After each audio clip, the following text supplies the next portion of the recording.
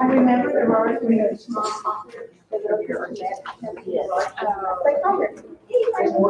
Wow. Right there, can you hold my voice ready? Can I take you? So we're right there.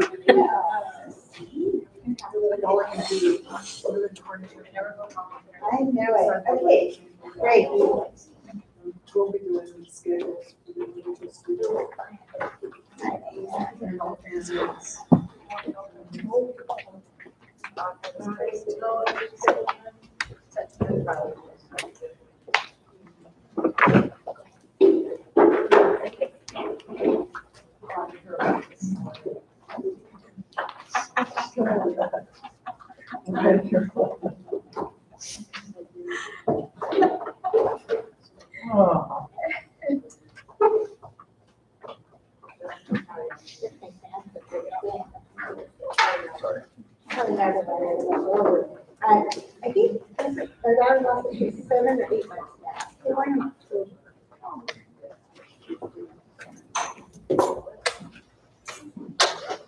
the other one, that could be okay. Oh, I know.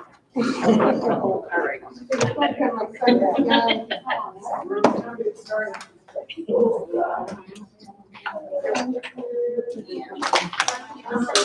I did this. Yes. Maybe it's gonna take it way away.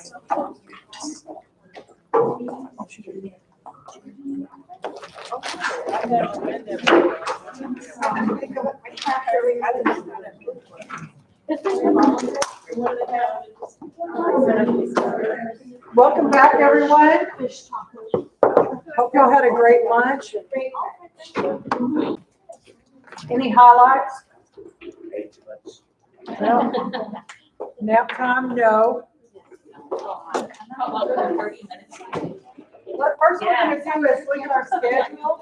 Today, you'll notice it's whipping down where you can take off classroom organization, and now we can take off for lunch. And we're ready to get started again. What's next? What is next? Let's look over here. It says schedules. And then we have team time where we're gonna be doing a lot of creating and making.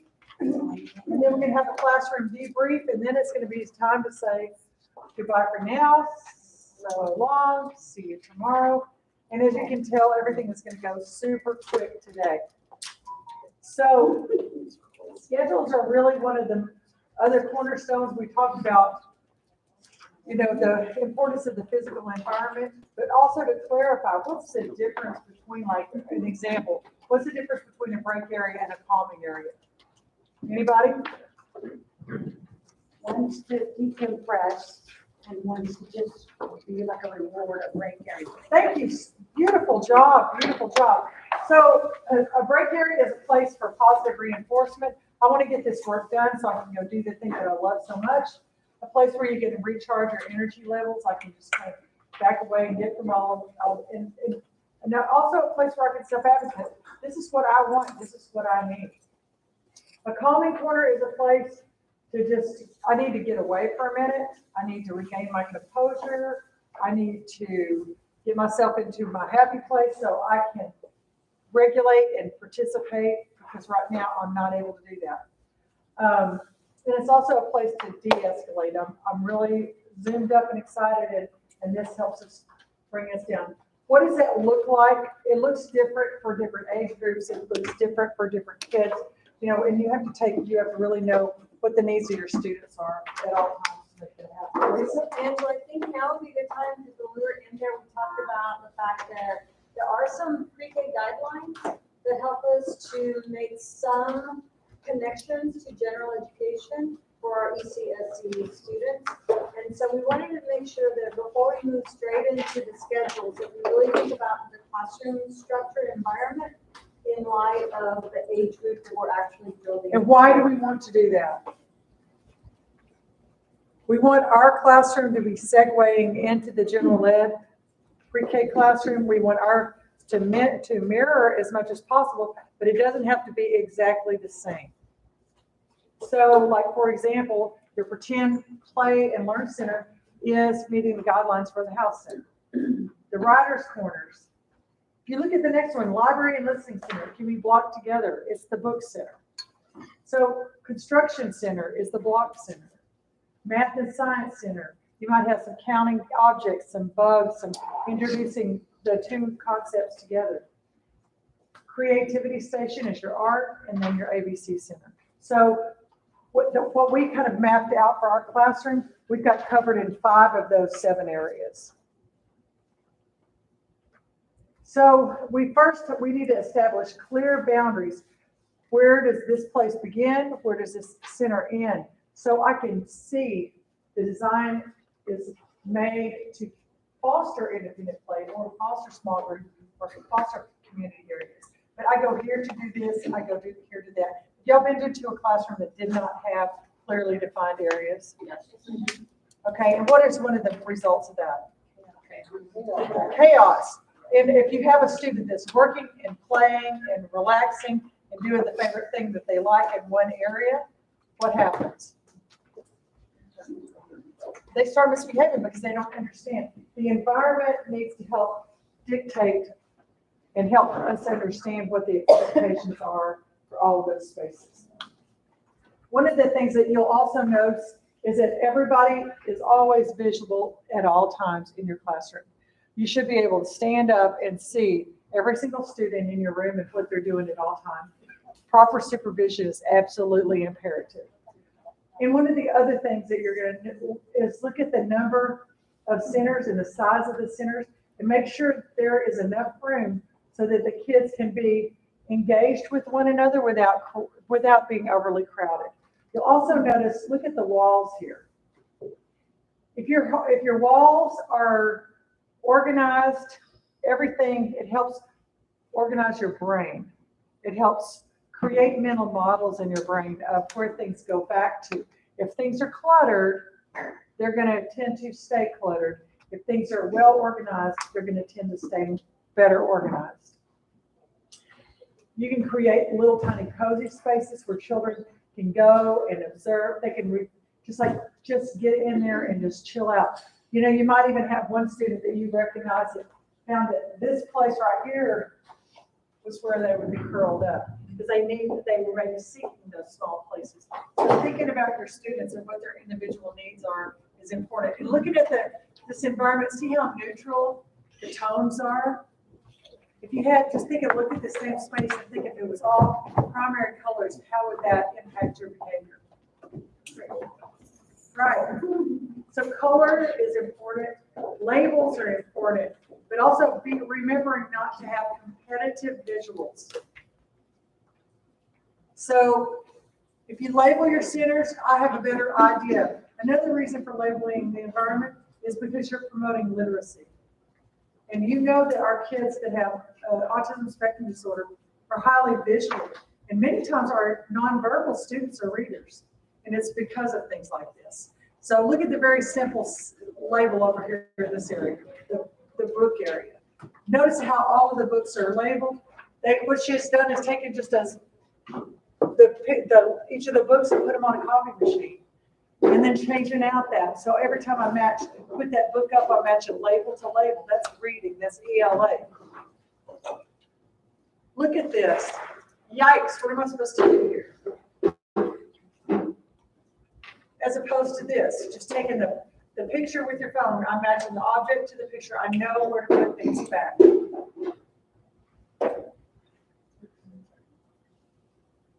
Do you notice how having the labels and helping me know where to put things reduces your stress and anxiety? Because remember, we must reduce the stress. And one of the ways we do that is having things that are organized and labeled in a way that we understand.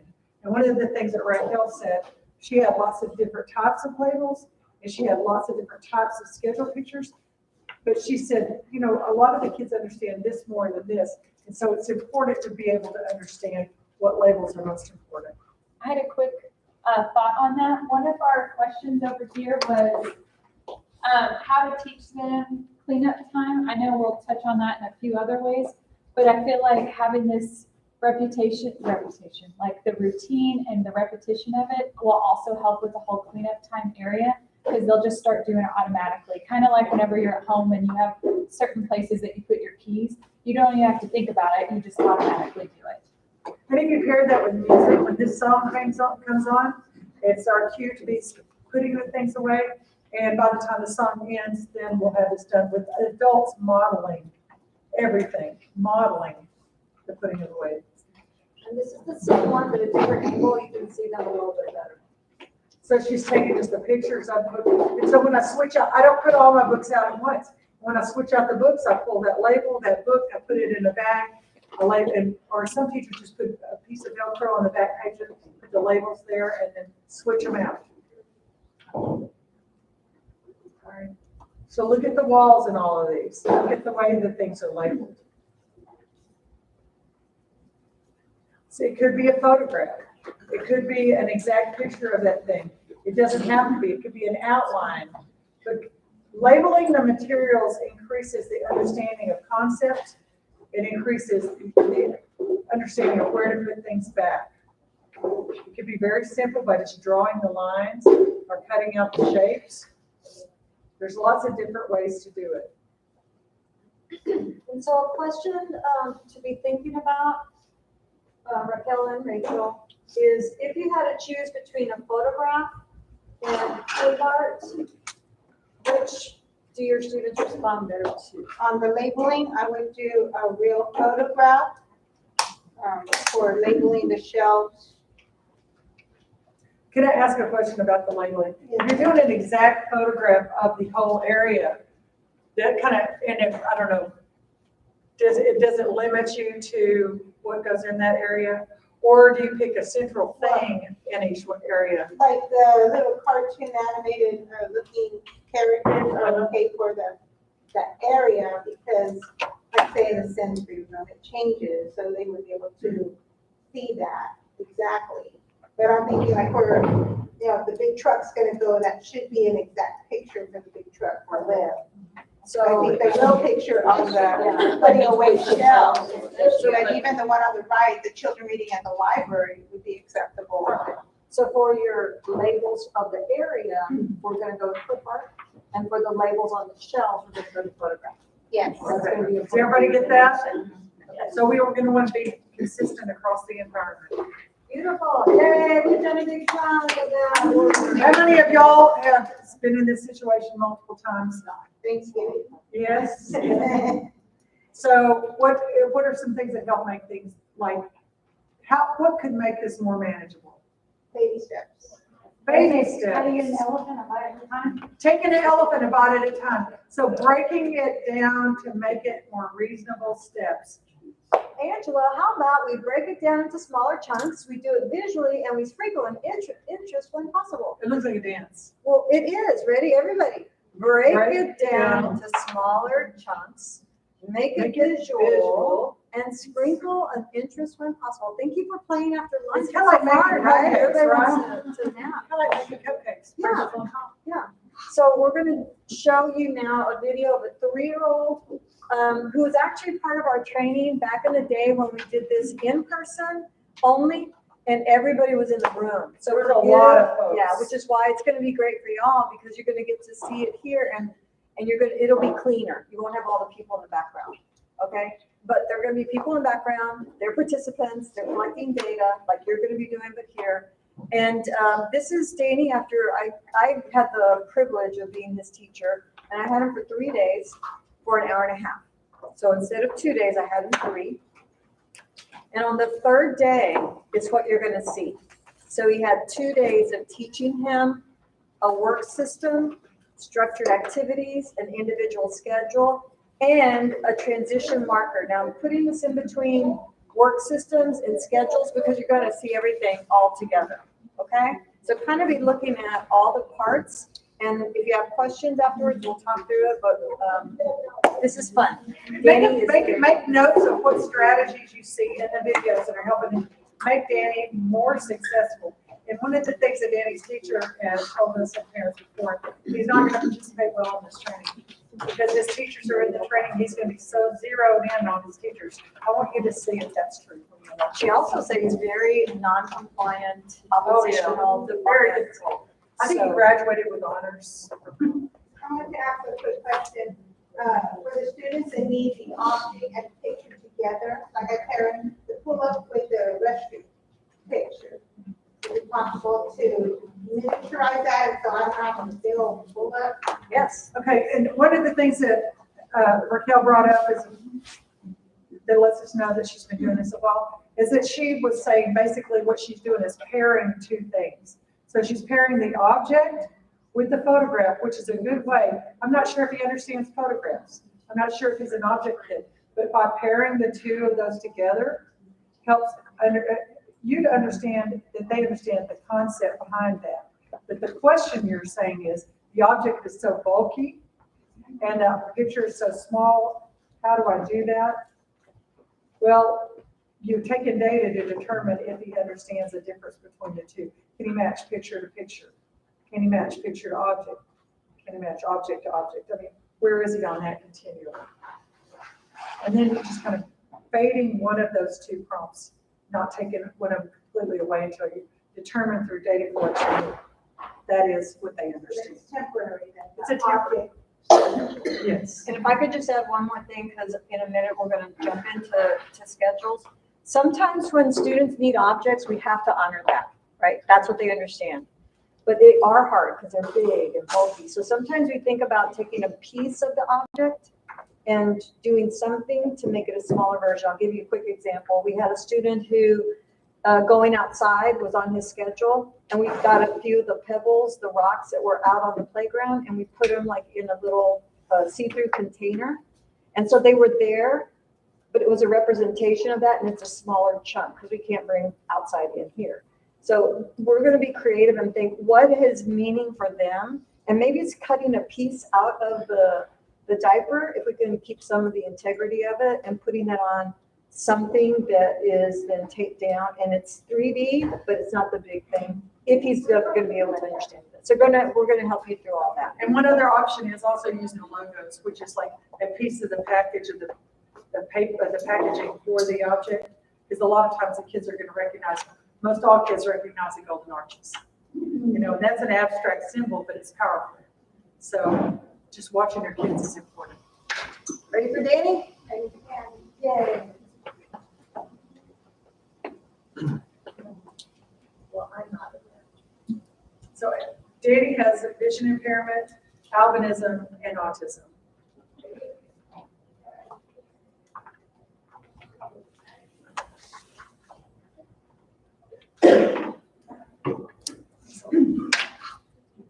Hold on. And you'll look at some of the activities and you'll think, oh, what kind of activity is that? Is it fine motor? Is it, or is it? Working on yours, whatever, but not ours. correspondence? Okay. Or both. There we go. Okay. Something's happening. Amy. Yay, you. Okay. Thank you.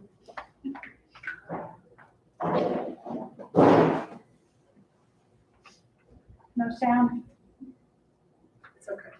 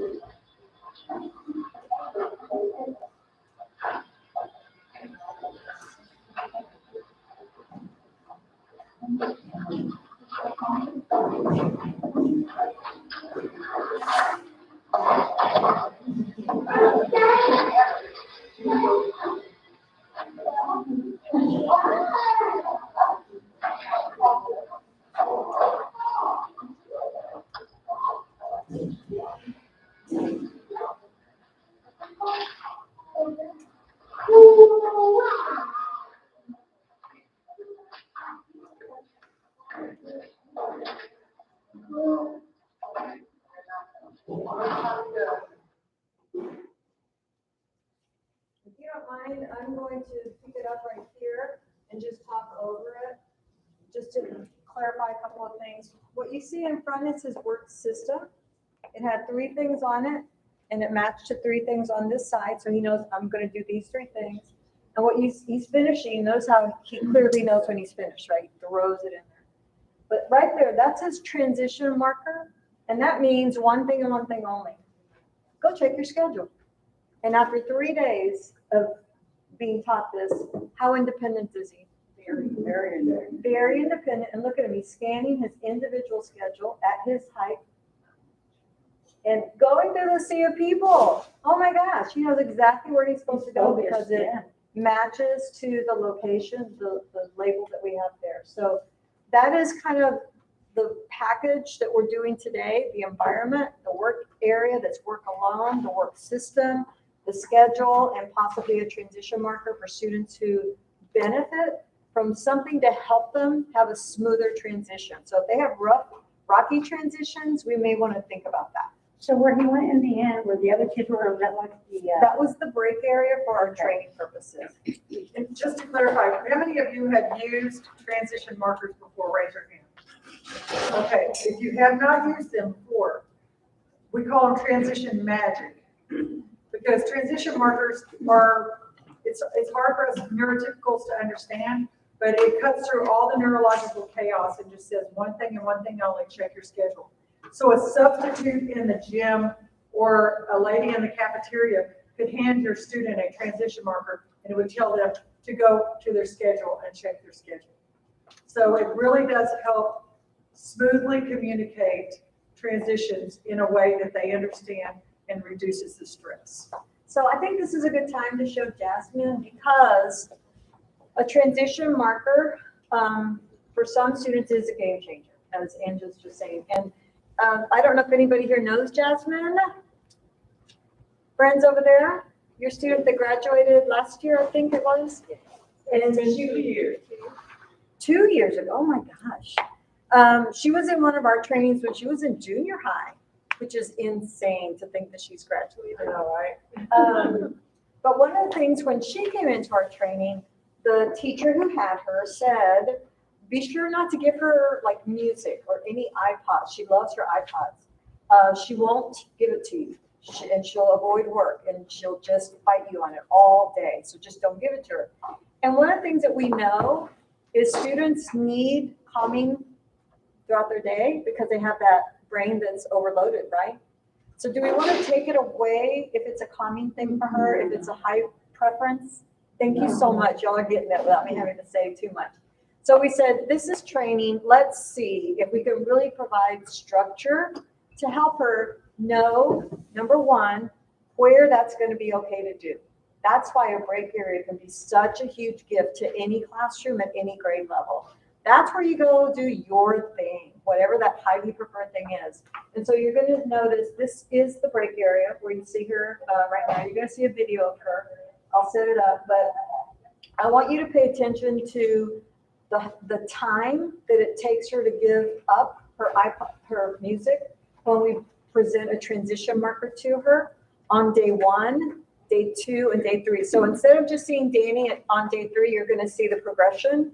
And I want you to just look at her and see if you notice any differences from the first to the last day. and the transition markers, is it like, oh, you get to go to break area or whatever, does it say for 5 minutes, 10 minutes, I mean, does it say a time? or is That's that separate. something- That's a separate strategy. We'll do that one tomorrow. Right now, let's just stay with a transition marker means one thing and one thing only. When I see this, I always go check my schedule.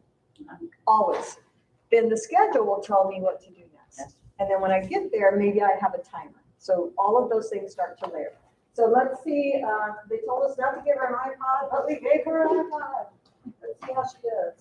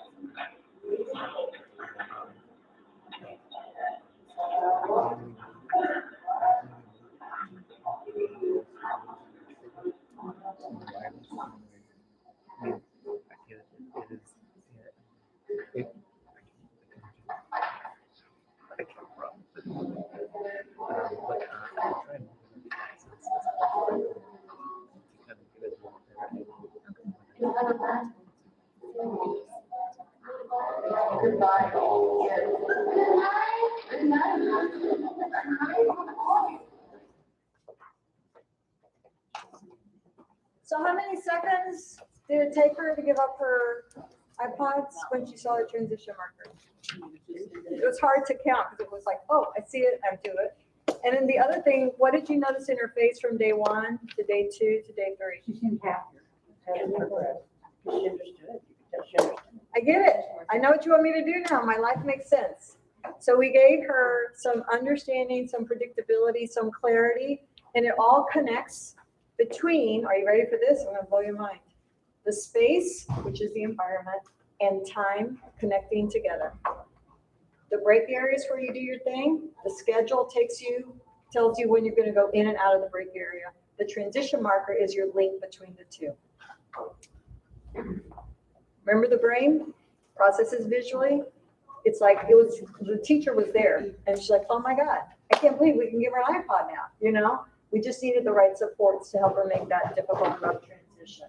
Are you going to show us the transition markers and all of that with the kiddos that we're going to have this week?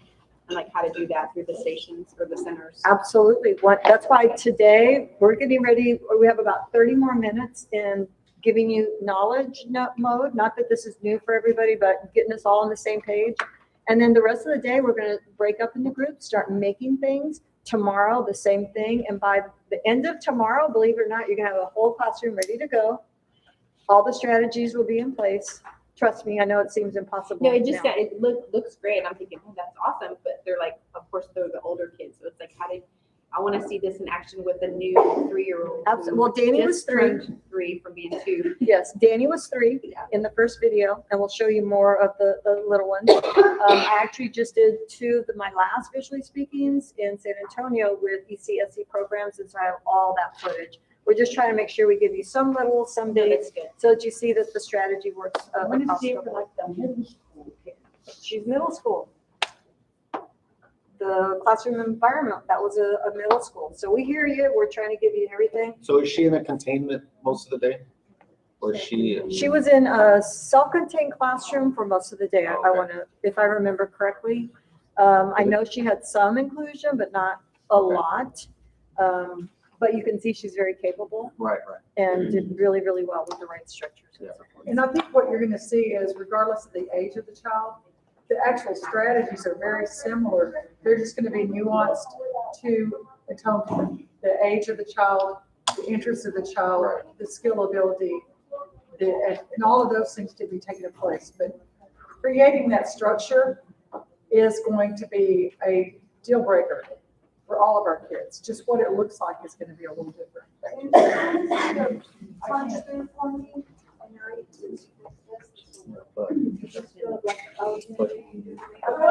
We're gonna do a kind of a nice little snapshot of 2 things right now. One is the work system that you saw Danny and she used just to give us a broader idea. And then we're also gonna give you the individual schedule so that we can start breaking up into groups in about half an hour and start working on making things. So with that being said, work system, how many of you have used a formal, highly structured work system already? Yay, you, okay. Some of us already have been doing this, so I want you to chime in. We encourage your feedback, and we also encourage our chat folks to join us when possible. And I know we have one comment that we're going to share right before we break, so don't let's forget that, Lindsay. There are 4 questions that this one thing does for the brain. If you look at this right here, that's your work system, and it connects you to the tasks. So I take my 1, and where does that go? To number 1, and I'm either gonna put it right here. I know you can't see it because of the color, but there's Velcro right here. This is just it's a teacher choice. You can either put it right here or put it on the actual box or bin. I tend to want to put it on the shelf, and I'm going to tell you why. Otherwise, you have to, let's say you want to change out this thing, you're either going to have to keep the same thing, change out what's in it, or you're going to have labels for all your bins. This way, whatever's on that shelf, doesn't matter if you put a folder there, doesn't matter if you put a box there. So do what you want to do, but we've learned it the hard way. And so after I finish one thing, what do I do next? Oh, brilliant, look at y'all. So I take my 2, I put it right there. Now what do I do? Am I done? No, You gotta do number I gotta do number 3. And now, am I done? Yes. Yes, but what comes next afterwards? Now, did you notice Danny's work system did not have choice after it? What did it have? It actually had, I know we saw it 2 videos ago, it actually had the transition marker. Or it can be a transition marker. I had this student also, he loved Herbie, the love bug. Yeah. That was his interest. And so we'll also, in all our examples we want to share, it never looks one way. It just has those key ingredients. Personalize it. This student actually has, this is a, if you can imagine, like I'm sitting right here, this is a carol, a study carol, and this is the left side of the inside. So you're looking down, and then he has a top to bottom instead of a left to right. He just works better that way. This one, Disney characters. Oh, that's cute. Matching, again, notes to the shelf, and then transition marker is a simple thing. I tend to try, if at all possible, create a transition marker that either has an interest or their picture. Just so you have something to connect to, but some students do fine with just a thing. Again, this is now a shelf instead of the left to right on the left. But the same ingredients are here, right guys? Same ingredients, except now instead of matching, this little guy is just being moved. So as long as you're conveying the message of those 4 questions, and what do I do after, it's a work system. This one I really want to emphasize for our older students more than our younger students. Why do you think I say that? I see 2, 5, 3, 7. What do you think that means? They can check which ones are right. Beautiful, beautiful. All of these comments coming together. It's number recognition and matching, because this is a student who can actually go to an array. And this is a great job skill, to be able to go to a wall of things and go, oh, I'm supposed to do this one next. And now this one, oh, they're not in order. How many jobs do we have? We have to, be ready to be flexible, right? So we can teach flexibility with our work system, Disney characters, interests. And here we see finished box on the right, or basket. We see a top to bottom work system here. We see a label of the area. So the label, work system, and the buckets right there. This is interesting, and if we have a chance, I want to show Paola's video for you. Again, I had a lovely honor of working with her, and she's visually impaired, totally blind, and auditorily impaired with autism, and it was amazing.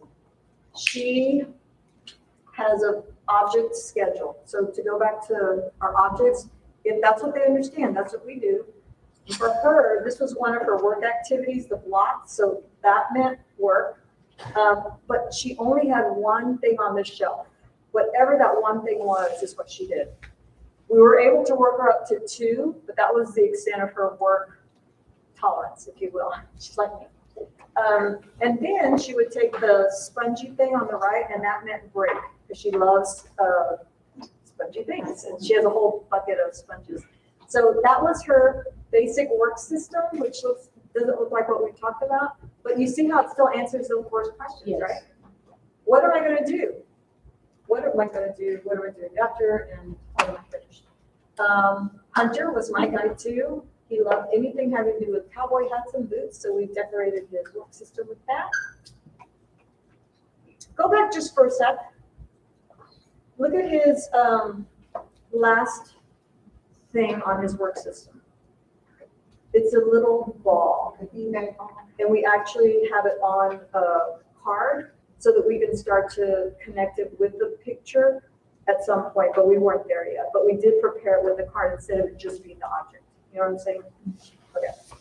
And do you have a question? We have something from someone online. Miss Destiny wrote in that just noting the work systems and how she has used it before and has experience, and especially for like fine motor work. And they have some choices that the student can make. and they allow them to push a start whenever they're ready. And then she also noted that she really loves using digital schedules, and that those are awesome, and she has lots of apps for them. I love it. Let's give her a big shout out. Yay! That's what we need. We know that there's knowledge all across this room and y'all's rooms, and please share it with us. So yes, thank you, thank you, thank you. Work system icons we have online for you. We'll give you all that in just a second. And this was Diego, a student, this was actually an ECSE classroom. And so you see, we have a lot of hands-on activities, some sorting, and his transition marker is, are you ready for this? A pinwheel, because he loved to just do this. And so as he's checking his schedule, he gets to get his fun little sensory time. So our last kind of thing about work systems is, do you just have it at the work alone area? No. You introduce it at the work with teacher area or even small group area. Teach it there so that when they get to work alone, which is supposed to be independent, oh, this isn't brand new, I know what to do with this. And yeah, so we do it there. And then, so when we do work systems, we're gonna make at least 2 or maybe 3, because we're gonna have 2 small group areas and an independent work area. So 3 work systems for that team who's gonna make that. Okay, and one more thing. These just go through real fast. Where did they go when I'm finished? Is it a separate finished location like a box? Is it simply a little box? Is it back on the shelf? The next few slides just remind us there's all different ways. Back on the original shelf. This guy loved for things to crash, kind of like Danny. So we let him slide it down. Little box. So then with the finishing, you have on there this and then finish this, and so you have a picture that says what you do with it on each, after each stage. Sure, absolutely. So are we good with work systems? Yes. Great. Let's move into custom individual schedules. I already talked about this, but this is a visual to help us remember that.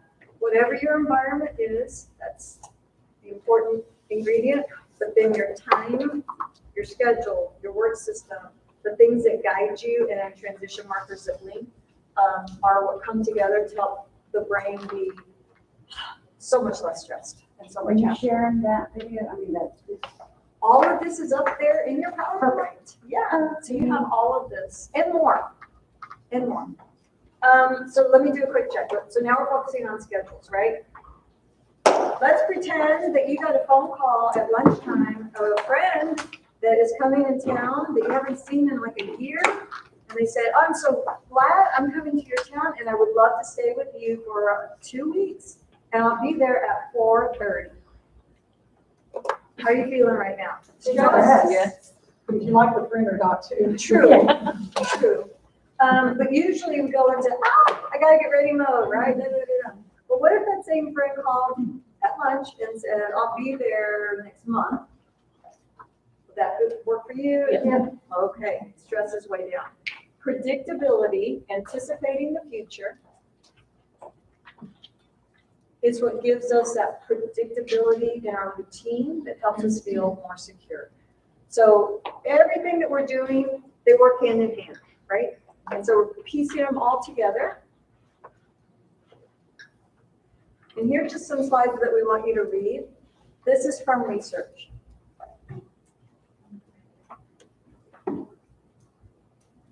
How many of you would like to have fewer behavioral problems? Then you want to schedule. And why are they so powerful?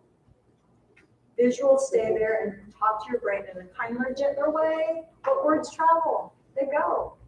What did I say 5 minutes ago? Were you not listening?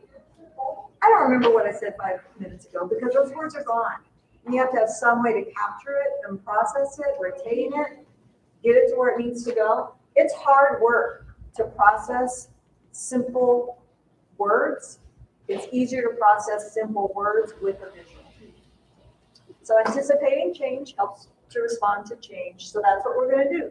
We're going to give them as much predictability as possible. And I had a chance to be at a presentation with the Temple Grandin You all probably have heard of her, know of her presentations. She's already a veteran person with autism. She's, in her 60s now, I think, close to 70. And when she presents, she says, we all need schedules. Even the astronauts, the NASA astronauts, have a schedule for their day, and it's all broken down very clearly, specifically, because she says without a schedule, you could go crazy. So, and it's backed up by research.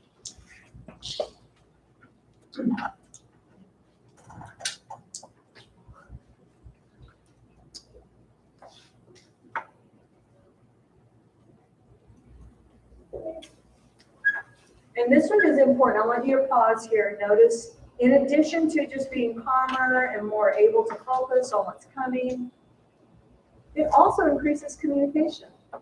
Do we have students with communication needs in our classrooms? Mm-hmm. So you're teaching them the meaning of these visuals so that they can connect.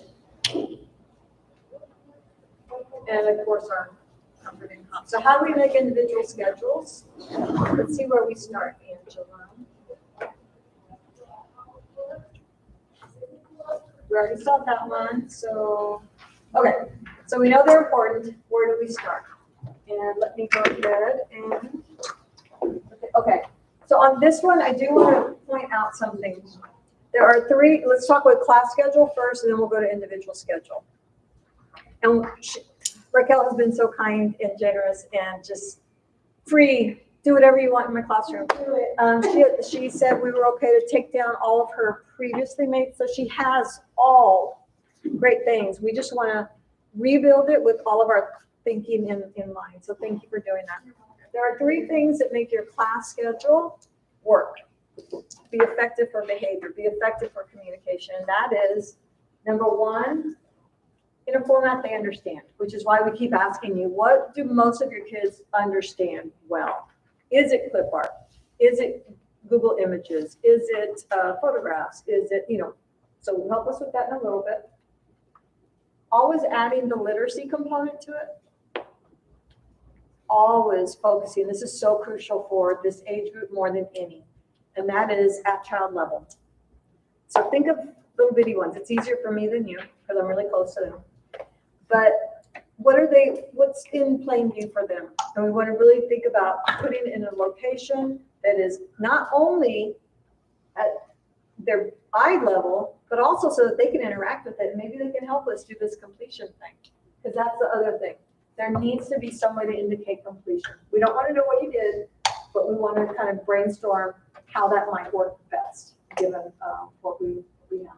So that's class schedule. So one of your groups is going to work on class schedule and individual schedules together, because once we get, we learned this the hard way, once we get the class schedule where most kids could understand that, then it makes it easy for the majority of the students to just get those shrunk down for their individual schedules. So you don't have some visuals for your schedule, some visuals that are different for their individual schedules. They're all aligned, except for the students that doesn't work for. So I'm hearing you have one student, the object is something. He turned 3 recently, after Christmas. I think Georgia's like in February, maybe spring break time. So just learning the visual schedule needed to be paired with some physical prompts, taking him to it, any way, any language we could speak, even Spanish, whatever it took to get him to understand that. Sure. Because he hasn't been learned in the school. Absolutely, absolutely. So with that, that's why we start with the class schedule, and then once you get that one, we're only going to be making schedules for our purposes for R2. So that might make that job a little bit easier for that team. And you're going to have to split yourself in two and work with the classroom team and the class and schedule team, and the work system team too. So what is that going to look like? Well, there is an individual schedule planning tool up on the Google form that we're going to show you in just a Google folder that we'll show you. But basically it asks you these guiding questions. Number one, where does it go? Is it going to be wall-based or is it going to be portable? Are the main two things. And then is it top to bottom or left to right? What's the format? We've already talked about that. And this is really important. Are they gonna match it to the location? Or are they gonna put it in a finished pocket? Or are they gonna move it from left to right to do and all done? How are they gonna indicate completion? And are there gonna be any ancillary strategies like a transition marker or a choice board? This is Dylan. Can you show Dylan now? I think he clicks it. There he goes. This is Dylan in high school. As a matter of fact, it was a year before he graduated. And for him, he has an item in his schedule. He knows when he's getting choice time. That's part of his schedule. And his choice board is right here. So for him, he has a transition marker, schedule, and choice board. They're all located together. I'm not saying that's what every student's going to need, but that's one configuration. And he's actually had this in place for several years, and he still needs it like this. The next example is another Dylan, who's a kindergartner, closer to our grade level. He's included in a general ed classroom, and his has very similar components. It's wall-based, right? What else do you notice that's similar to Dylan's?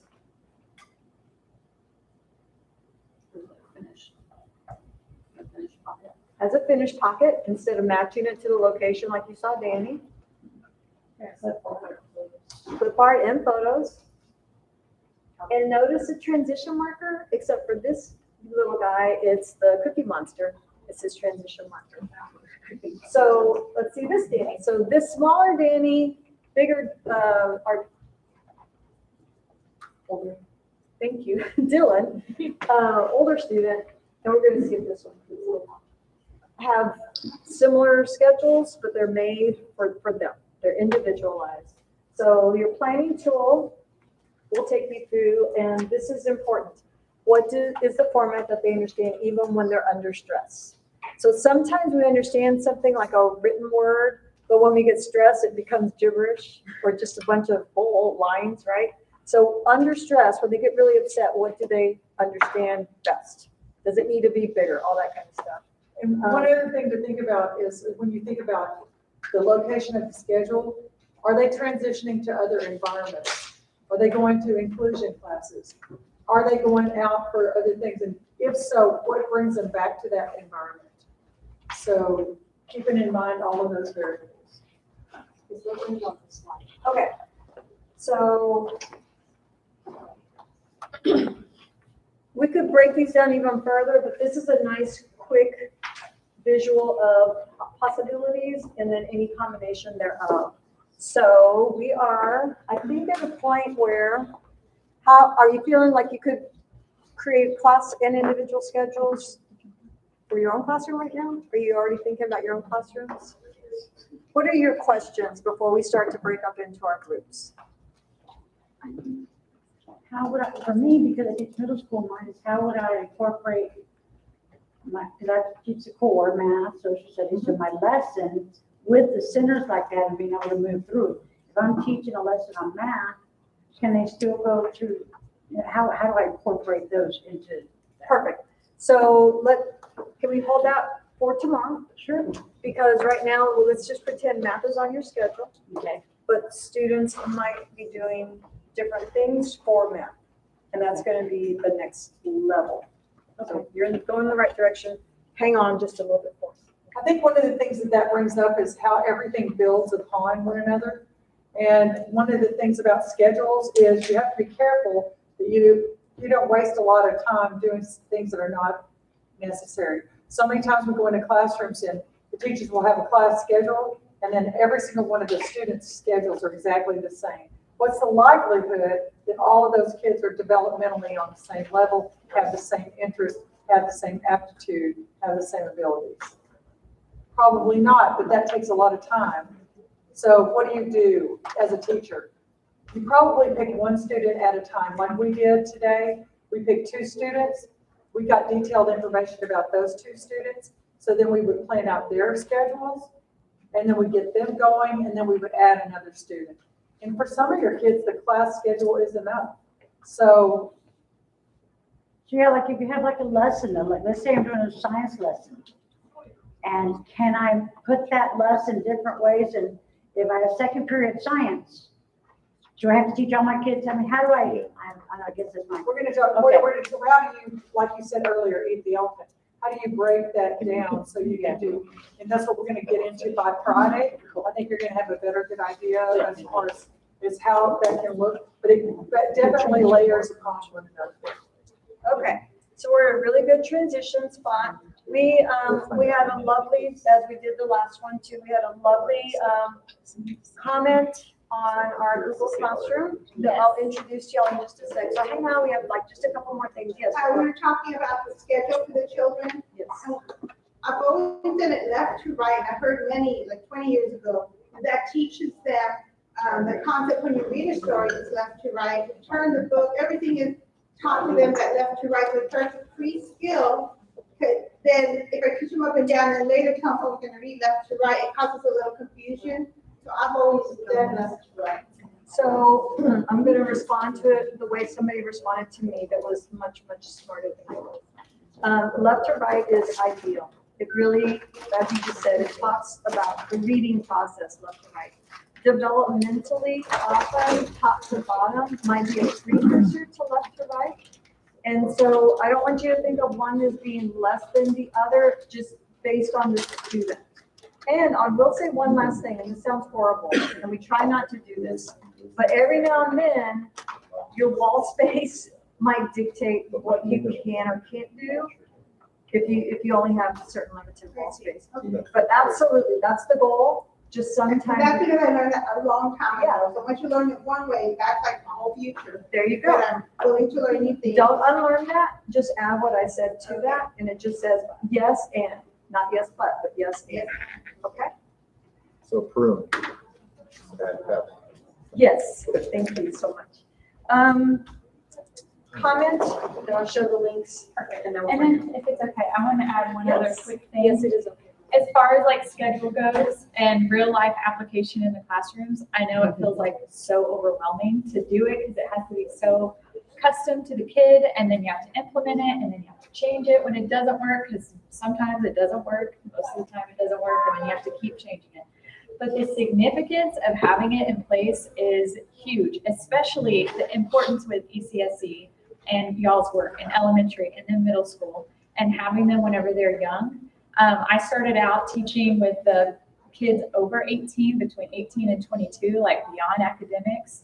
And I had one student who had not been, while he was in high school, utilizing any of the strategies that he had learned at the young age with his amazing teachers. And then I came in and he was nonverbal, like 250 pounds, and physically aggressive when he got super overwhelmed. And thankfully I knew his elementary, middle school teacher, and I worked with some amazing people and they helped me. We did the schedule, transition markers, all the labeling. And day one, having that in, he was able to pick it back up immediately. And it reduced the amount of physical aggression significantly. So, I mean, it's huge, especially with the babies and all that importance. And then as for our commenter online, we had Miss Elizabeth write in whenever we were talking about Carly in the video. She wanted to share a piece and I asked for her permission, so she said that I could read this out loud. But she really loved watching it and had watched it before, but she felt it was so moving and she was able to see her finally be able to communicate how important that was and how huge that is. And I think that's why, as teachers, that's one of the big things, seeing that aha moment and never they're able to do it. She said, I have an autistic nephew that I wish I could work closer with. He's very capable, but her sister struggles with his diagnosis for years and not accepting it, and now he's behind.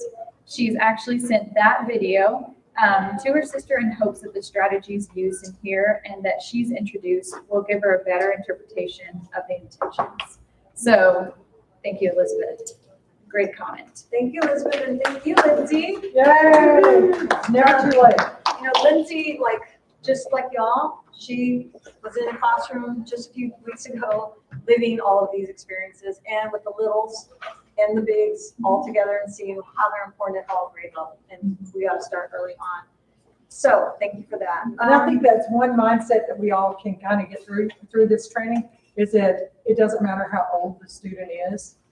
It doesn't matter how big the body is. You have to look at what their interests are, what their abilities are, what they understand on a bad day, and create. And then if it doesn't work, revise. But the core schedules are so critical. Okay, so we're at a transition point. We now know so much, right? Turn to your friends and say, dang, you're smart. You're smart. From 1:30 to 3, so that's an hour and a half. We don't want you to feel pressured or rushed, but for the next hour and a half, you're gonna be doing and making and creating with the guidance and leadership of Raquel and Rachel. And we're gonna be leading 3 teams. Now, we don't want you to get up and hurt each other, so be thinking, don't do anything right now, be thinking if you wanna be part of the classroom setup team, you're a part of all 3. Go over there and do classroom setup, only 6 people, max on that. If you would rather work on class and individual schedules, again, max 6 people on that. And then the work systems is gonna be max 6 people. You will work in one of those 3 groups. We hope that you get some choice. Now, if it's over 6, we're gonna ask you to go to your second choice. So try not to hurt each other, hit each other, kill each other on the way to the sign-up sheets. Well, Rachel and Raquel, y'all are gonna be pulled. I'm just, So we're not on the sign-up sheet, we just go back. and- Yes, we're gonna pull you all over the place. you're gonna be our professional advisors. So, that's what we're doing. So are we stuck with the, like, work schedule? We do that work schedule all the long? No, ma'am. No. So That's we'll get to, we'll get to the. This is to set up the room for tomorrow. Tomorrow, we're gonna have different groups for different learning days. When the kids get here, it's gonna be totally different. This is just for this moment in time. And I'm so glad you said that. Great question. Let's say you start in the classroom setup, which I hope you will, because I know you have great ideas. When you go in there, and let's say y'all get done in an hour, you gonna go for a walk? No. You're gonna go to one of the other groups and say, hey, what do y'all need? So we're all gonna pitch in, we're all gonna help each other, and we're gonna get everything done today, believe it or not, so that tomorrow we just keep adding, and so by the time tomorrow ends, that room is ready to go. Okay, got it? Okay, so let me do one more thing. Go I ahead. just want to know, were you gonna let them see the children's faces on the pictures? I will. I need to upload them, so give me a second. Yes. Okay. Virtual people, you cannot go take a nap during this hour and a half. We have an assignment for you, and we have a link for you. So here we go. Virtual folks, thank you so much, first of all, for participating and giving us your great insight, your great ideas, your great comments. But I hope everybody can see and have this open. If you have your computer. Everybody got this open? Oh, no. This is technology time. This is a very good deal.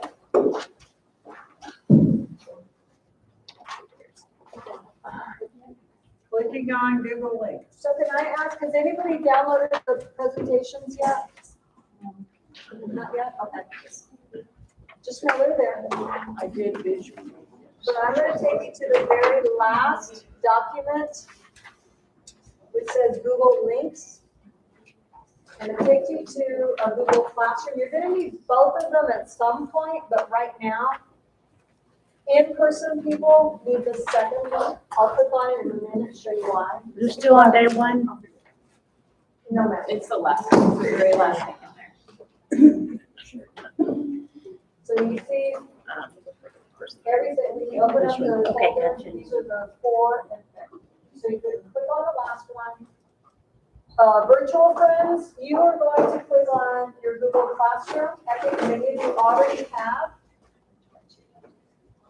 And you're gonna need this later in the week, so I just want you to know why it's there. It has, Lindsay's doing a great job of. Right, Lindsay. This explains what it is, but basically go to the assignment. I'm talking to virtual people right now, not y'all. Go to the assignment that says collection of strategies. And all you're gonna do is go to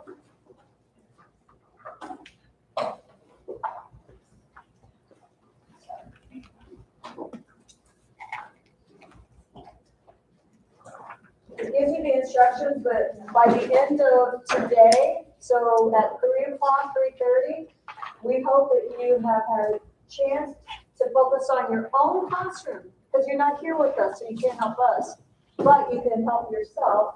And you have access to all these strategies right here, classroom labels, but I have to just tell y'all, Class schedules, there's lots of folders, lots of I pre-made ones. want to draw your attention to 2 starter kits. I have a lot of people ask me, well, there's so many strategies up here. I don't know where to start. I don't know which ones to choose first.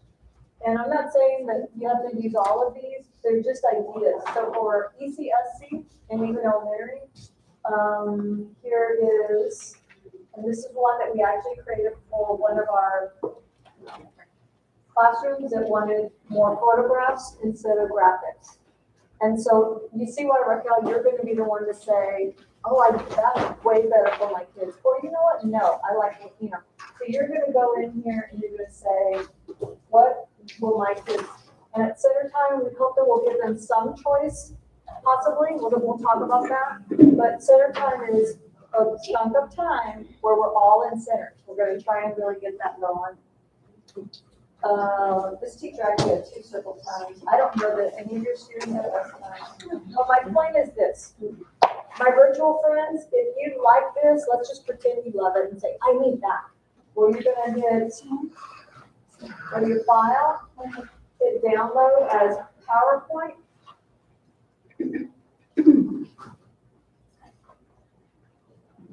And it'll open up and then you can edit it. Now, for our in-person people, you're still going to go to the same place, but you're going to edit it for our kids. So y'all are going to focus on your own students, and we're going to focus on these kids. Enable editing, and now you can change it even further. So consider it a starting template, and just Google something. Now, if you don't want to go to the classroom, you can just click on the second link, and it will take you straight to that same folder. Okay? Just to make it easier, so you have to go to Google Classroom and then find what I showed them. So 2 ways to get into the assignment, upload it, whatever you make, just upload it to the Google Classroom. Lindsay will be helping with that, and our CCISD amazing team will be helping with that, because Lindsay's actually going to help the classroom setup. So just to clarify, Yes, ma'am. so we're going to have 3 groups. Yeah. And we're going to have about 6 people in each group. And each group is going to have a leader, either Lindsay, Lisa, or I.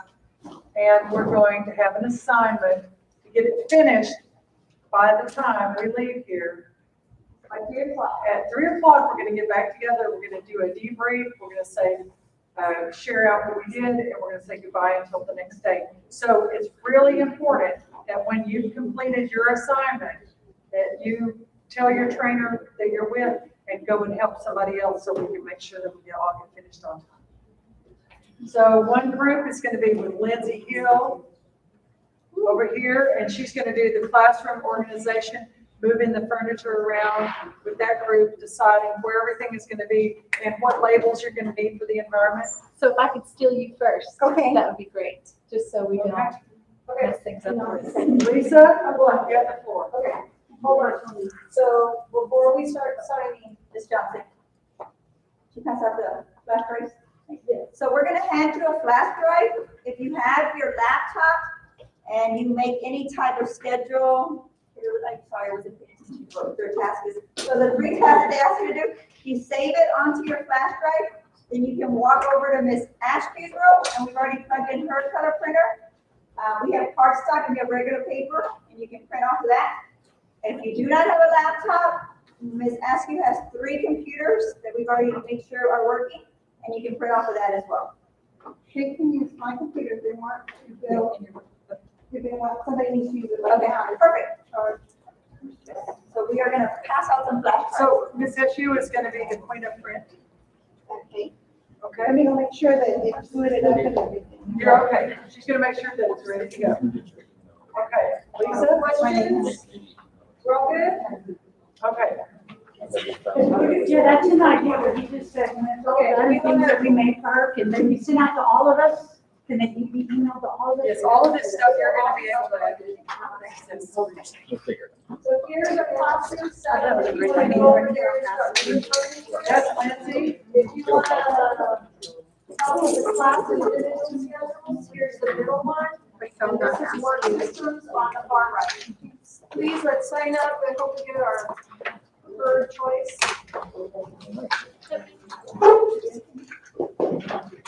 I'll give you my computer right here. Here's the course.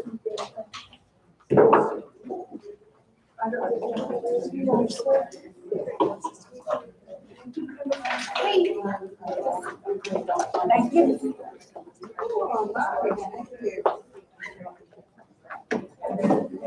Lee, will you sign Rachel?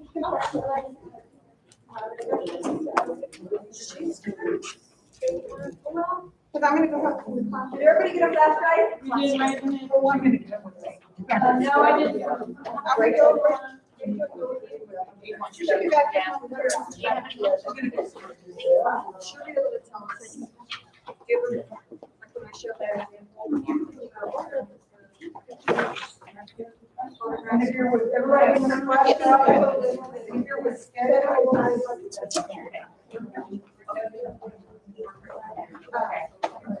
I don't think I'm gonna film.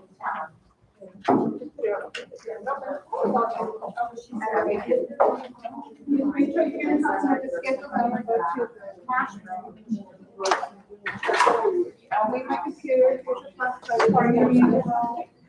I have one.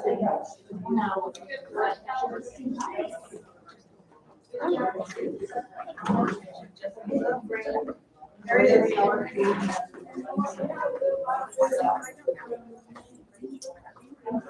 And it's there if anybody wants to use it.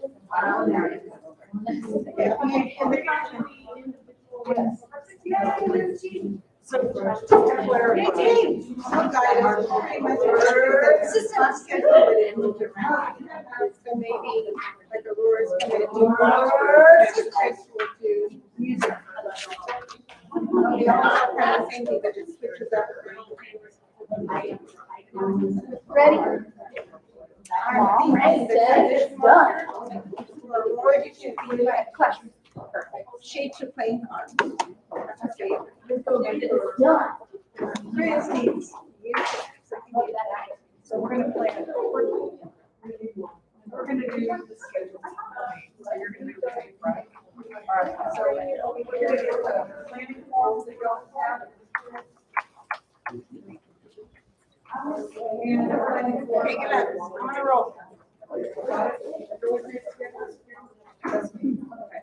So I have Kelly, Marcella, Veronica, Anna. Where are you going?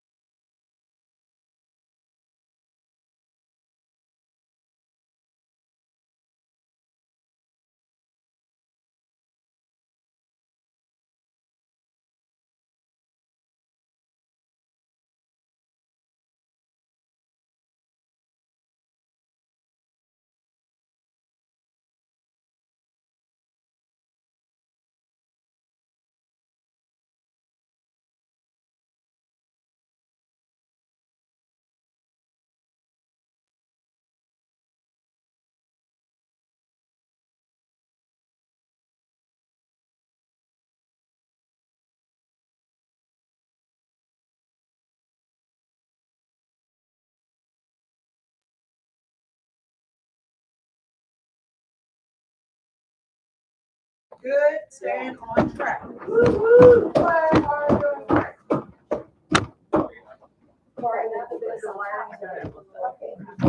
Okay, is this everybody? We have a few squares for dummies. We're all here. And Angela, let's look in again.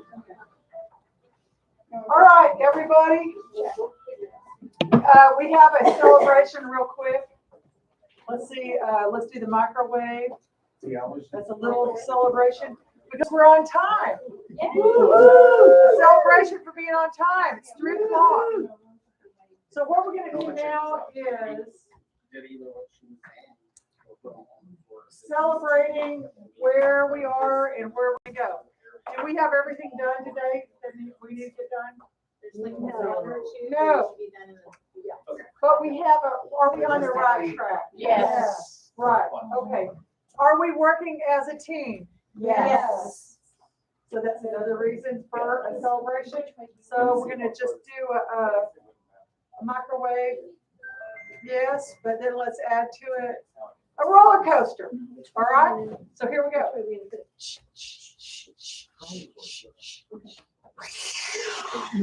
Y'all are. How do y'all know this? I've never seen this. Celebrate. Y'all come on in some more. We got some people. They've been here some time. They're just outside. Y'all come on in. So, if we can have everybody's attention for just a second. I want to say the ingenuity that these gentlemen have had. I noticed that they were using their knowledge of simple machines to make this all happen with the little rollers, scooter boards and whatever. So we're back together. We're going to debrief where we are as each of the groups, and then we're going to move on. So let's start with Lisa because she keeps doing this. I'm doing this because I want to start with Lindsay's group, but I want to say something about Lindsay's group. So, Raquel, I didn't know that sentence to there. Sorry. Everybody give her, we're not worthy. Can I just say something? You seen the show, The Hoarders? I know how the lady that's the hoarder feels. So now I'm giving you real short answers like, okay, that's fine with me. Because I'm like a little bit hurt almost because it's our life. Yes. This is what we do every single day. I'm like, what do you mean there's not going to be a shelf in the sensory space for the children? Because I'm trying to teach them to put things away. And if it's just going to be a bin and a basket, it's like free for all. I want it like, this is where the little sensory rods are going to go. You know, I'm sorry. I just have such high expectations that they will learn these things. Well, two things. One is some things will say, hang on, like we talked about with the other things. Let's start with this and then you can add it to it. Okay. And there's other things. So don't get your feelings hurt if I'm just like, okay, that's fine. Because I'm going to chill and step out of my shoes for a minute and know what you guys are doing. Because I've done that. But there's something that we haven't said yet that we're going to say now. You have final veto power. Okay. So if there is something that you go, I cannot live with this. This is my classroom. Y'all are leaving on Thursday, and this is my classroom. You need to talk to any of us, or just announce it to the group because we're all now we're best friends forever, right? Now, it's non-negotiable. Like getting rid of the trampoline. Or you There's can a just little like, guy that has to jump Yes. before he sits to work with me. You can't go back and jump. I'm happy if he jumps 1,000 times as long as he works. I'm going to say something that I think we all can relate to. Where's Rachel? I'm right here. Right there. Rachel. What's the right? Okay, but Rachel and Raquel are a team. And when we start looking at our own personal spaces for our things and our place, that is the hardest thing to change, even a minute thing. So we don't want to change that world upside down, but we just want to try some things out, and that's what's happening right now. Okay. So don't look over there. Just keep looking at me. Don't worry. We'll go with the flow. And guess what? After we Thank you, everybody. I appreciate your hard work. Okay, now take over and tell us where we're at, and then tomorrow how much more time you think you'll need, and then you and Well, I mean, I feel like ours is so visible. Our group was amazing, just like buzzing around the entire time. We had people like outlining it. We started with our map over here. We quickly changed some things as soon as we started outlining them. We put some stuff into place and then we decided them. And of course, so nice of you to let us come in here and totally rip everything apart. So again, you just let us know if anything needs to change. And then, of course, we have our little task force over here, moving all of our stuff around. Can I ask something? I noticed that this is going that way instead of this way. Is that, did it stay like that or is it gonna It's change? versatile. We started the year with it this way. I found later that we have more floor space if I put it right up at the smart, computer.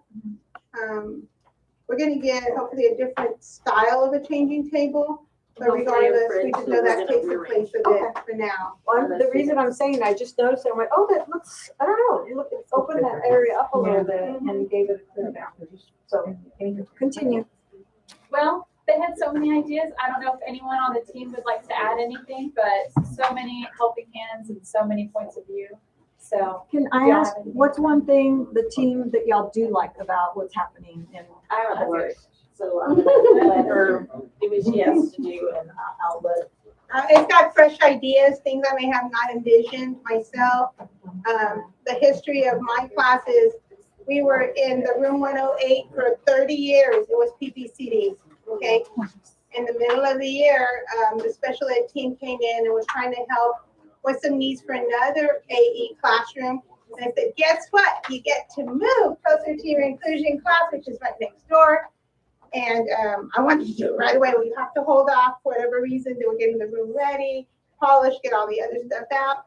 And I pretty much moved like from a Monday to a Friday. And I was like, this is good here. Show that in the cabinet. Okay, it looks pretty. Let's start class. So I did it in a rush, and it wouldn't be to the perfect that I wanted to do. But we were grateful for everybody that helped us move something. Yeah.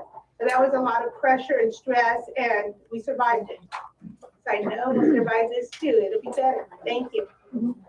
So did y'all, how far are you on the labels now, if the areas look so wonderful? we're still working on that. I had a helper who went around and she kind of reworked some of our areas so that we can get those board work or all those pictures taken. And then once we get all of the individual items in, we can start taking the actual photographs of those. So we're coming along. And then apparently we have a parent that's gonna donate a little kitchen set that we're gonna. I think it's a wooden kitchenette, a little children's kitchen. It's in her garage. She's gonna call me at 4:30 and come get it. She lives like right around the corner. Oh, So I'm hanging out until she calls me. Talk about a village. beautiful. So can you just like walk us around and tell us whatever the areas are? Yeah. Does anyone from the team want to do that or? Look at all the Well, I handed my paper to somebody here. It's right there. Here, Here, I'll do it. we can Yeah. team, we can team up. Y'all can do it. We'll team up. Okay, So here's the door. Shelves, schedules, play area, small group, sensory pull down, the cabinet. For individual work. Of course, the desk, that's gonna be the break and library area by the window. And this is gonna be another small group. And is this just kind of a barrier? Well, we haven't decided where we're going. It's just. And of course, we all know this is a calendar / block. Pretty much everything. Yeah. Yeah. That's that whole group. And that's the creative area back there. This is the creative moment that is still a work in progress. Okay. Still very creative. I will nominate or volunteer my classroom to be done next year or whenever their middle Did school. you just hear my feelings spilled out on the camera? Okay. All right, the Texas Yeehaw.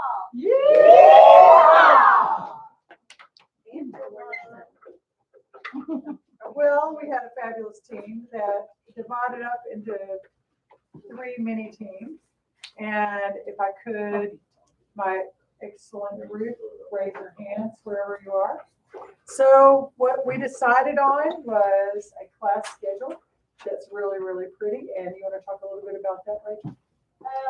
One that has a little clip art, so you said it's colorful and, well, this is not the big one, but it's big enough for the kids to see. These are gonna be for the individual ones.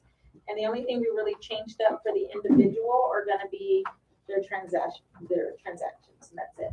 Transition markers? Yeah, the markers, that's about it. Because we can interchange these. with So the individual schedules are good. The labels are, the class schedule is going to be clip art, half a page. and it's gonna be posted left to right, correct? Yes. And then the individual student schedules are gonna be chunks of the day that match we've decided that the class schedule, the icons in that would work with these kids. And they're gonna have, one will match the icon for the individual schedule to the labels in the environment in a pocket, because we feel like he needs to put it in a pocket so that it doesn't get moved away. And another one will just put it on Velcro at the label in the area. And their interests are gonna be incorporated in a way and that their photographs and their names are gonna be on their transition markers. And we have their photographs and we're on developing those transition markers, and We have one down, one below. one down, one to go. So we've got it all planned out. Have y'all talked yet about the location of the class schedule, now that we see the environment? We have not. Oh, like I said, it's gonna be here. Well, let me say three things, and then I want y'all to think about it, and we have to answer right now. But remember, the three things are, they can understand it, yay, you did that, at child level, and somebody to indicate completion. So given that they're 3, 4, and 5-year-olds, where would I level be for On children? the side of the things or on their desk. For their individual schedules probably would be great. And do we need to Class do schedule. post the whole day or a half day because we have transition in the middle of the day? Class is the same for the morning and the afternoon. The difference is the morning has breakfast, the afternoon has lunch. But do we need to post the whole day or post half a day at a time? One posting is sufficient, other than I will change out breakfast to lunch. Could They're gonna have their eating time, whatever it is, right? And then they're gonna go toileting and go to inclusion, have sensory, come back to do classwork, that kind of thing. The pattern is the same whether it's morning or afternoon. Right, but I guess my question wasn't clear. So are you gonna post from morning until time to go home all at once? Or are you gonna just do post from now until midday? From And then arrival from- to time to go home will be posted once because it's the same from morning and afternoon. We'll just change out. I'm just changing out. Got it. Can I ask a question for your kids that stay all day? How they know, what is their signal that they don't go home midday? Well, We do have one. we had one that graduated up to kinder that was all day. I don't know yet who's gonna be all day. And at that time, if I figure out it's none or 3, then I will have to change their activity. But even if it's a repetitive activity, they do a different ELA thing, they do a different math thing. They're still doing that subject matter, but it's not gonna be like full-blown pre-K, because there's no way we could ever do that full curriculum. We take bits and pieces from it. Right. So Just- their enrichment is built into our life center, play center thing, where they're doing groups on the carpet and whatnot. So the schedule communicates to the child on a level that they understand Correct. what they're going to be doing during the day. And our job is to communicate it to them in the best way we know how. And so that's what we're doing, right? Yes. So we're going to post the schedule at our level. And where might that be? Where do you think we would want to post the schedule? And let me tell you why I asked that. Because typically, in most CSE classrooms, we think about where do they convene for large group? Typically Right. over there. Unfortunately, under the smart board right now, doesn't have a conducive backing for that. So we would just need to brainstorm that a It's on little the bit. side of the board right there. It's too high. Yeah, It's under behind the them. smart board, I have that pink curtain for a purpose.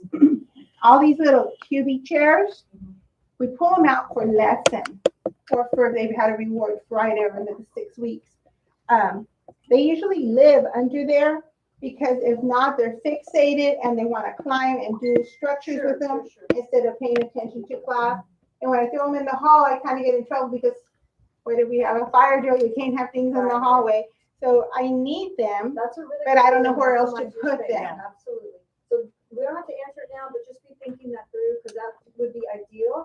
But what would be a second ideal kind of? So I had it up here on this blackboard.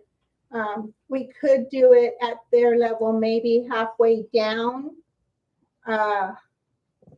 Move the block shelf over, use that halfway down to the ground even if we needed to do it there. I will need your expertise on Velcro happy children, that their job in life is to take everything off. We are constantly retaping, revelcroing, constant and redirecting. But the second you turn your back, you hear it. So And then can I you wanna plant this stop in for that. Tomorrow, I'm gonna show you a tear down wall where we sanction, this is where you can do all of that. Okay. Spot. And I'm seeing lots Feed of the potential in need. tear down walls. To redirect it. There you like I go. said, All right, did you hear what she said? Meet the need. So, y'all have some work to do, just like the other group, but you've done so much today and already the wheels are turning and we'll see what else happens. Let's give them a brainwave. Whoa. So much thinking and hard work that they did. My group has work systems. And work systems, unite. Our system.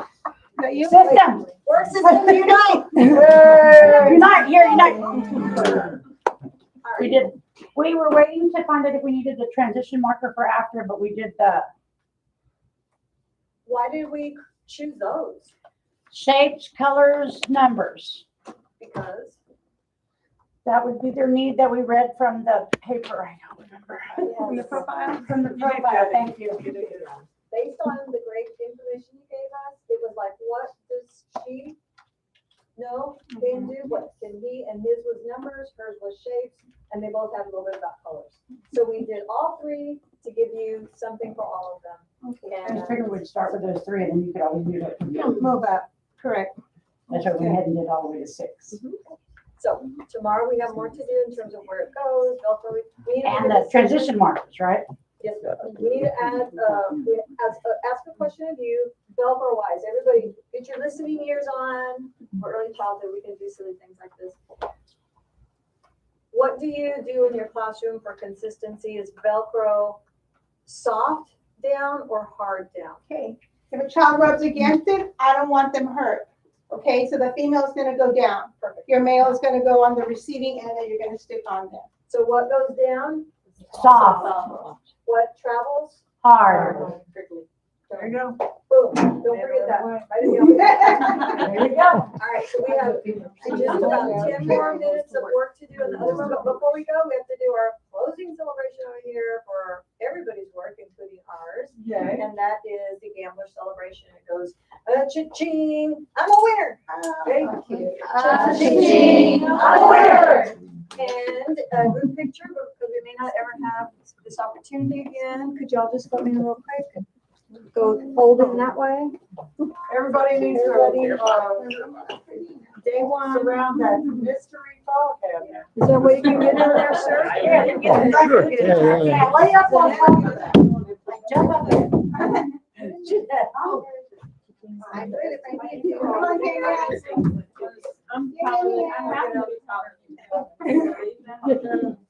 Welcome to there. You're right. We're gonna put a timer on it. Okay. Yes, I was gonna say, make sure we can see everybody. For myself. Oh my God, look at y'all. Okay, I'm gonna do one, look very professional. Now look very kid-like and silly and do something crazy. 1, 2, 3. Beautiful. I should have done the dinosaur for. Okay, let's do that. Dinosaurs for students. How do you do dinosaurs? Dinosaurs. Ready? 1, 2, 3. Do whatever she wants you to do. Okay, yay. Thank you. We have just a little bit more. Let's go back to our participant classroom and then Did you we'll want me be to write ready it? here by 3:30. Okay, let's hurry back so we can hurry up. It's right on the So that's empty now for the- Amanda. I did.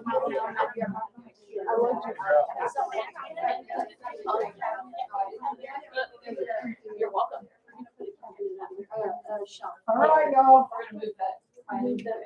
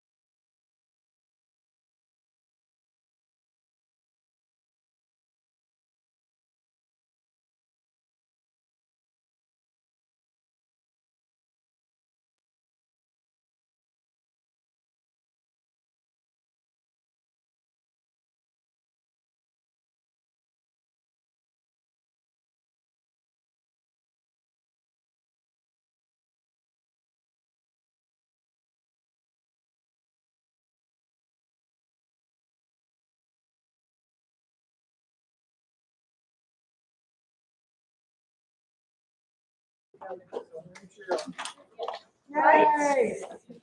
Yes. Each person, we bring our talents, we bring our great ideas, but it's together.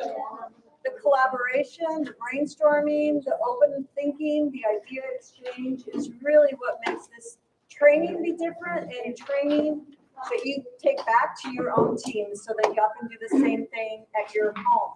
So we appreciate everybody for being so flexible, so positive. We've already gone over the high points of today, so let's look at our schedule. We close that out.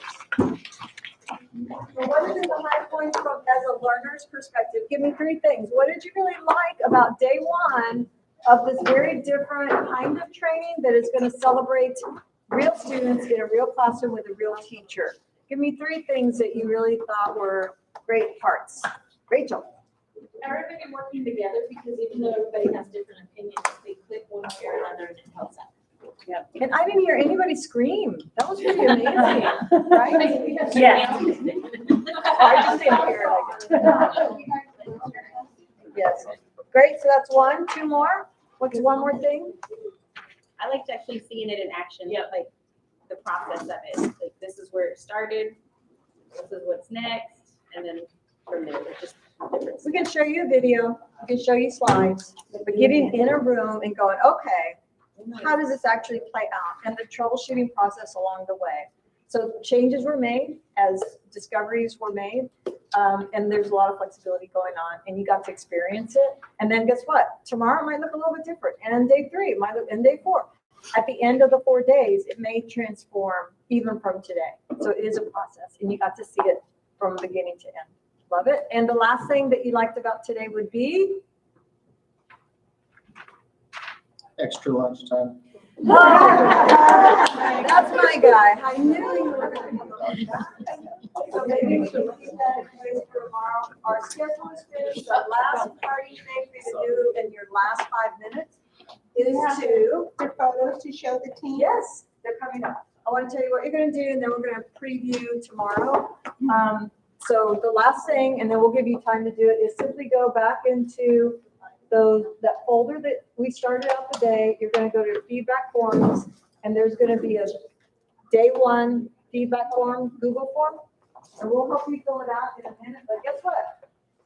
Tomorrow we have more learning, positive behavior supports, structured activities, and communication. So all those layers that we talked about today. But in preparation for our beauties. And so this is, I'm assuming, Aurora. That's Aurora. Okay. Everybody go on the count of 1, 2, 3. We're both laughing because she finally got it. We were sorting, and then she was like, oh, you want me to do this? That was hilarious. That little light bulb moment going on. You guys feel it? And this guy. Oh, it's Chris. Oh, my 2, 3, ready? Oh. So we have more to do to celebrate them, prepare for them. And we now want to say, on behalf of our team and on behalf of all of Corpus Christi, thank you so much for being flexible. We love you guys. Thanks. It's going to be a great week. And if there's anything that we can improve upon, put it in the Google form, and we'll do our best to accommodate. There are some limitations, but we also have some flexibility. So let us know your thoughts. And after you finish this, guess where you go? Home. Yes. Bye-bye. Bye. Have a great evening. See y'all bright and early. I'm gonna start cleaning my mess up. Guys, make sure when you put in, your time today is till 3:30. So do it 8:30 to 3:30. I never got the link. If you are a para educator, we're working on it. Oh. So I will write down the time for para educator.